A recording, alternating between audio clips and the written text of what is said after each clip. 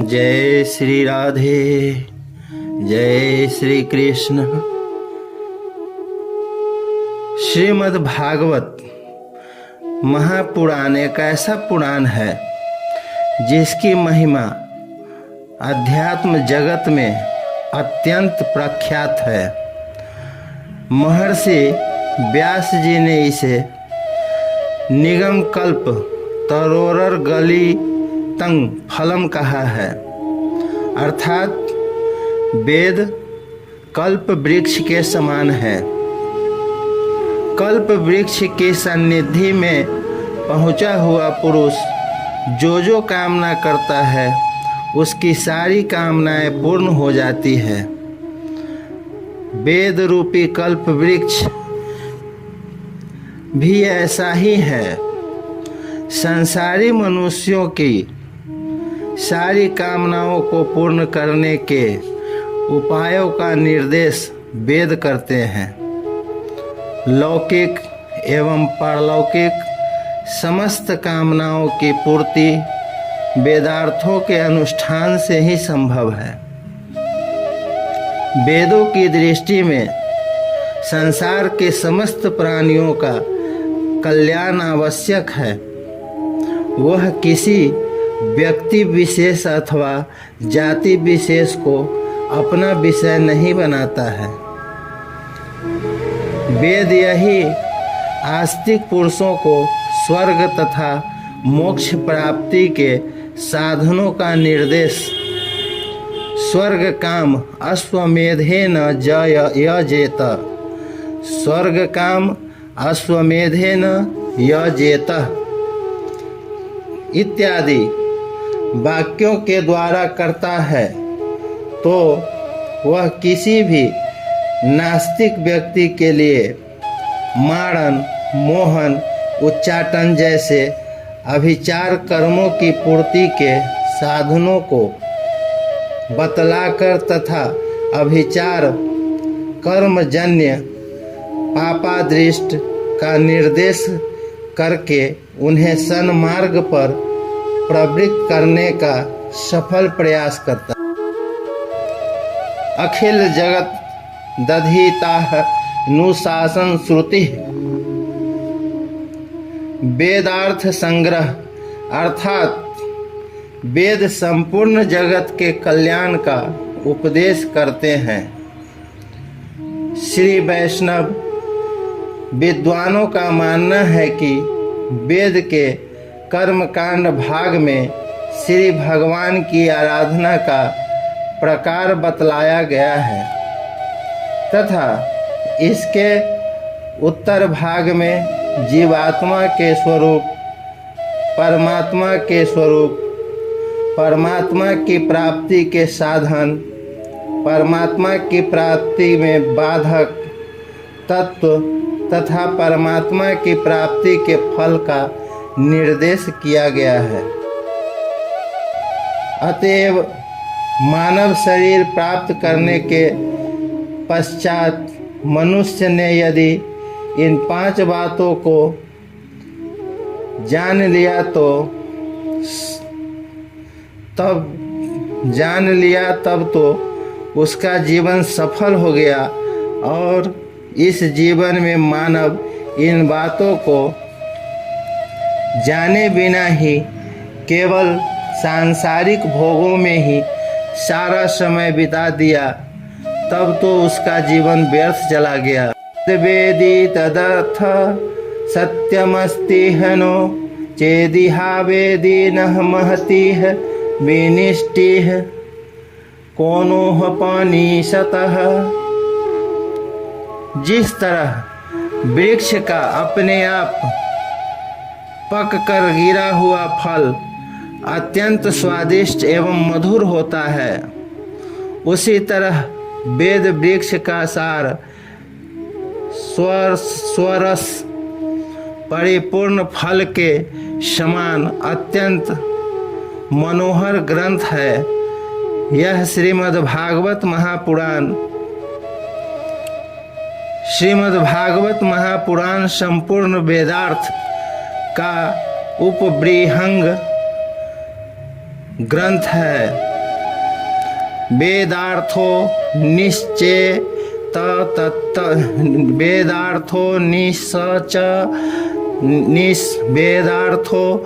निश्चेतव्यः स्मृतिः पुराणैः। श्री वचन भूषण इस सूत्र के अनुसार यह वेदार्थ का निर्णायक ग्रंथ है। इसमें आत्मोज जीवन के सर्वोत्तम साधनों का निर्देश किया गया है।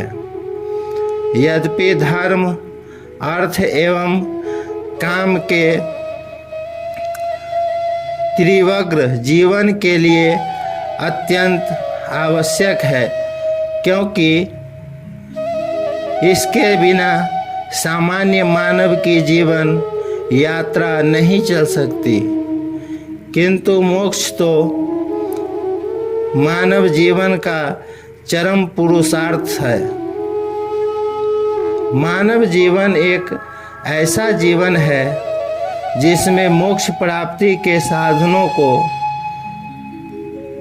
अनुष्ठान अत्यंत सरल है। जिसमें मोक्ष प्राप्ति के साधनों का अनुष्ठान अत्यंत सरल है। गोस्वामी तुलसीदास जी ने तो मानव जीवन को मोक्ष का द्वार कहा है। जिस तरह दरवाजे पर पहुंचकर अपने आश्रय घर में न घुस पाना बहुत बड़ी भूल मानी जाती है, उसी तरह से मानव जीवन प्राप्त करके मोक्ष को प्राप्त किए बिना अपना जीवन समाप्त कर देना मानव जीवन की सबसे बड़ी क्षति है। साधन धाम मोक्ष कर द्वारा, जो न पाए परलोक सुधारा। कलयुग एक ऐसा युग है जिसमें मानव की स्वभावतः उन्मार्ग में प्रवृत्ति हो जाती है। यद्यपि आत्म कल्याण के अनेक साधन बतलाए गए हैं, किंतु उन साधनों का अनुष्ठान कलयुग में असंभव नहीं तो अत्यंत कठिन अवश्य है। श्रीमद् भागवत पुराण मोक्ष प्रदान करने का सरलतम तथा सर्वोत्तम साधन है। इसका पाठ श्रवण तथा अर्थ श्रवण मानव जीवन में ऐसा परिवर्तन ला देता है कि मनुष्य स्वभावतः परामर्श चिंतन में प्रवृत्त हो जाता है।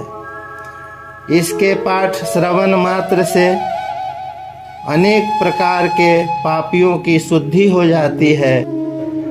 सर्वदा तरह तरह के पाप करते रहने वाले दुराचारी, कुमार्ग, कामी, क्रोधी, कुटिल प्रकृति के कामी, झूठ बोलने वाले, माता पिता की निंदा करने वाले, लालची, अपने आश्रम का त्याग करने वाले, घमंडी, दूसरों की उन्नति देखकर जलने वाले, दूसरों को पीड़ा पहुंचाने वाले, मदिरा पीने वाले, ब्रह्म हत्या करने वाले तथा विश्वासघात करने वाले, छल प्रपंच करने वाले, क्रूर पिशाच के समान निर्दय ब्राह्मण के धन को खाने वाले, सदा मन कर्म एवं बाजी से पाप करने वाले, दूसरों की संपत्ति हड़पने वाले,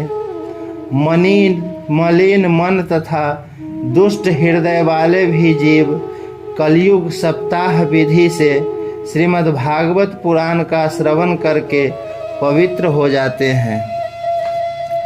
किंतु इसके लिए अपेक्षा इस बात की है कि श्रीमद् भागवत सप्ताह में पाठ का श्रवण अवश्य किया जाए।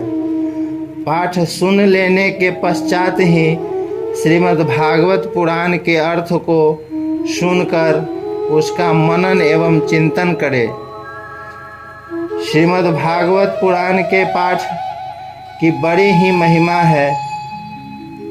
इसका ही श्रवण करके धुंधुकारी जैसा प्रेत ने प्रेत की योनि से छूटकर मुक्ति प्राप्त कर ली। गोकर्ण के पिता आत्मदेव श्रीमद् भागवत पुराण के 10वें स्कंध का प्रतिदिन पाठ करके मुक्त हो गए।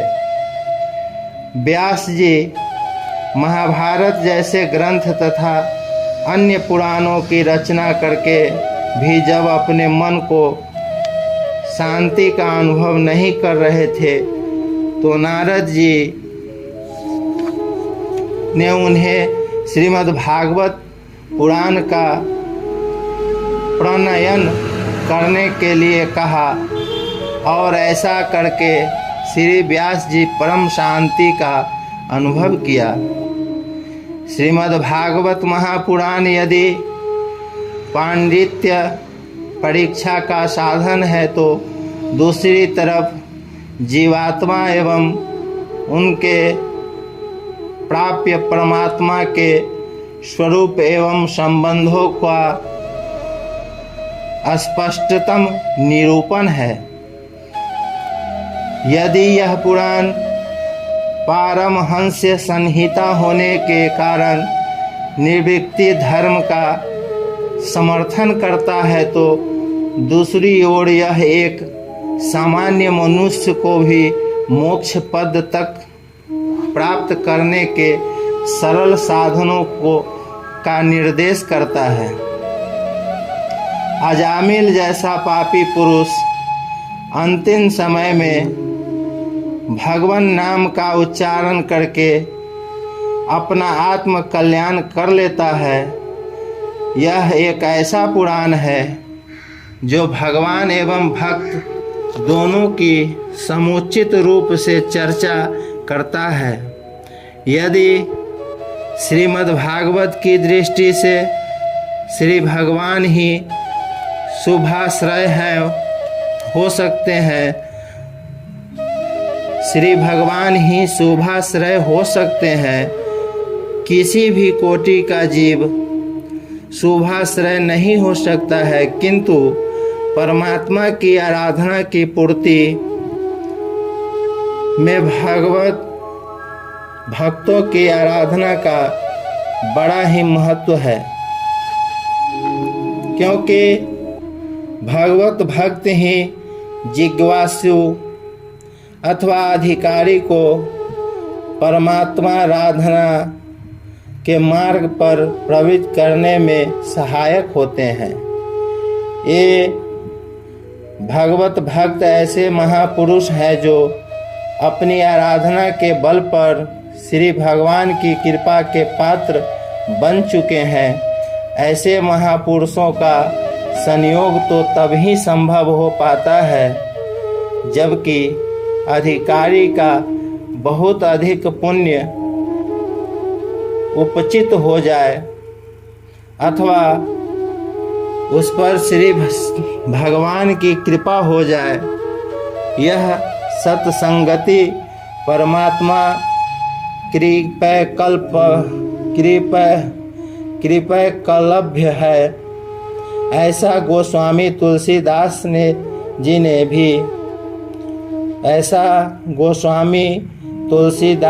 ने भी माना है। सत्संगति महिमा नहीं होई, राम कृपा बिनु सुलभ न सोई। स्वत रोपनिषद के अनुसार आत्म कल्याण कामी पुरुषों को आचार्य तथा परमात्मा दोनों की समान रूप से भक्ति करनी चाहिए। यस्य देवे परा भक्ति है यथा देवो यथा गुसैः तस्यैतेः कथिताः हयार्थाः प्रकाशान्तेः महात्मनः। अर्थात जिस अधिकारी को परम ब्रह्म में बड़ा भक्ति होती है तथा परमात्मा के ही समान आचार्य में भी भक्ति होती है, उस अधिकारी पुरुष के अंतःकरण में उस उपनिषद में बतलाए गए विषयों का प्रकाश होता है। भागवत गीता में भी भगवान स्वयं कहते हैं, तद्विधदेह प्राणिः पातेन परिः प्रसन्नेन सेवया उपहदेक्षयन्ति ते ज्ञानं ज्ञानीः न सत्तत्वः दर्शिनः। अर्थात आचार्य के सन्निकट में जाकर उन्हें साष्टांग पाणिपात करना चाहिए। पदिष्ट आचार्योपदिष्ट अर्थ का ठीक से ज्ञान न हो जाए तब तक अपने संदेह की निवृत्ति के लिए प्रश्न करते रहना चाहिए। आचार्य की सेवा करनी चाहिए। ऐसा करने से तत्वज्ञानी आचार्य तुम्हें सम्यक ज्ञान का उपदेश देंगे। श्रीमद् भागवत में तो स्थान स्थान पर सत्संग की महिमा बतलाई गई है। बालक नारद जी को परमात्मा स्वरूप का ज्ञान संत या महापुरुषों की संगति से ही होती है। व्यास जी को भी मन शांति की प्राप्ति नारद जी की से ही होती है। ध्रुव जी के परमात्मा राधन का मार्ग आचार्य नारद ही प्रशस्त करते हैं। अतएव आचार्य की प्राप्ति अथवा सत्संगति की प्राप्ति तो बड़े ही सौभाग्य से होती है। इसलिए बातस्य वरदाचार्य सत्संग पद में बतलाते हैं,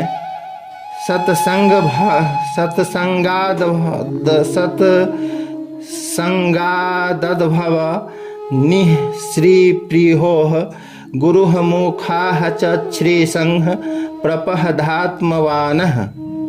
अर्थात सत्संग की ऐसी महिमा है कि उसके द्वारा आत्म कल्याण कामी पुरुष सांसारिक भोगों से विषन्न हो जाता है तथा उसका मन परमात्मा में लग जाता है। इसके पश्चात जीव सदाचार्य का वर्ण करके परमात्मा को ही एकमात्र रक्षक रूप से अपना लेता है। इस तरह स्पष्ट है कि श्रीमद् भागवत ग्रंथ मुमुक्षु जीवों के आत्मोज्जीवन में बहुत ही कल्याणकारी साधन है। अतएव आत्मा कल्याण कामियों को चाहिए कि वे इसको अपने अपने कल्याण के लिए अवश्य अपनाएं तथा इस पुराण में बतलाए गए अर्थों का चिंतन एवं मनन करें। श्रीमद् भागवत महापुराण यद्यपि सर्वोत्तम साधनों का निर्देश करता है, फिर भी इस ग्रंथ की भाषा तथा विषय इतने दुरूह है कि इसे सब लोग आसानी से नहीं समझ सकते हैं। अतएव एक ऐसे साधन की आवश्यकता थी जिसके माध्यम से श्रीमद्भागवत के विषयों को साधारण व्यक्ति भी आसानी से समझ सके। उस ग्रंथ की भाषा सरल हो तथा अपने छोटे से आकार में भी विषय की समग्रता से ही संपन्न हो। इसी बात का अनुभव करके वाराणसी के चौखंबा सुरभारती प्रकाशन के स्वामियों ने इस ग्रंथ को लिखने का आग्रह किया। इस ग्रंथ में इस बात का यथासंभव प्रयास किया गया है कि अपने कथ्य की पुष्टि के लिए श्रीमद्भागवत ग्रंथ के ही प्रमाणों को अपन्यस्त किया जाए। ग्रंथांतर का सहारा लेने से बचने का भरपूर प्रयास किया गया है। श्रीमद्भागवत ग्रंथ अपने आप में इतना परिपूर्ण है कि इसके लिए बाह्य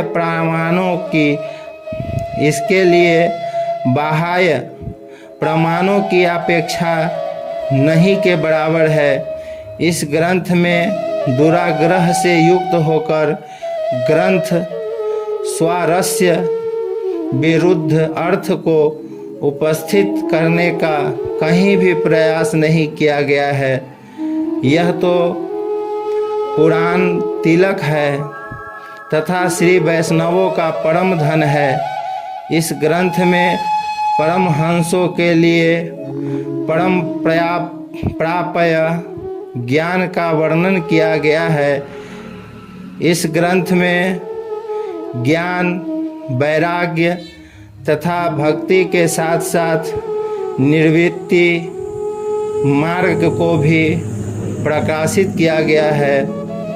जो पुरुष इस ग्रंथ का भक्ति पूर्वक श्रवण पाठ एवं मनन करता है वह मुक्ति को प्राप्त कर लेता है। श्रीमद्भागवतं पुराणतिलकं यद्वैष्णवानां धनं यस्मिन्ः परमहंसयमेव ममालं ज्ञानं परं गीयते। यत्र ज्ञानविरागः भक्तिः सहितं अनैशकमर्यः पयमाहविषः कृतां तचः श्रीष्णवः प्रपठनः विचारणः पारोह भक्तया विमुचयेह नरः।